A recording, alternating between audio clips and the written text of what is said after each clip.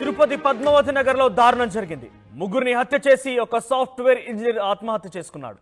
ఆ తర్వాత పెద్ద ఎత్తున వివాదం జరిగింది. సో పెద్ద ఎత్తున అందరూ కూడా ఆందోళన కలిగిస్తున్న అంశంగా మనం చూడొచ్చు. సో ఇష్టం లేని పెళ్లి చేశారని అన్నా వదినలపై మోహన్ అనే ఒక సాఫ్ట్వేర్ ఇంజనీర్ కక్ష పెంచుకున్నాడు. అయితే పెద్ద ఎత్తున వారిద్దరి మధ్య తరచుగా గొడవలు కూడా జరిగేవి. 2019లో మోహన్కి వివాహం జరిగింది. అప్పటి నుంచి కూడా భార్యతో ఎప్పటికి కూడా చిన్న చిన్న గొడవలు అయితే కనపడుతూ ఉండేవి. ఈ నేపథ్యంలోనే అన్నా వదినల్ని ఇష్టం లేని పెళ్లి చేశారంటూ కక్ష పెంచుకున్నాడు. దీంతో నిన్న సాయంత్రం ఏడాది క్రితమే మోహన్ భార్య వదిలేసి వెళ్ళింది. ఈ నేపథ్యంలో బుధవారం రోజున సాయంత్రం వదిన సునీతతో గొడవ పడ్డాడు మోహన్. వదిన సునీత ఇద్దరు పిల్లలు దేవిశ్రీ నీరజల గొంతు కోసి చంపేశాడు ఈ సాఫ్ట్వేర్ ఇంజనీర్ మోహన్. ఆ తర్వాత ఆయన కూడా బెడ్రూమ్లోకి వెళ్ళి ఆత్మహత్య చేసుకున్నాడు.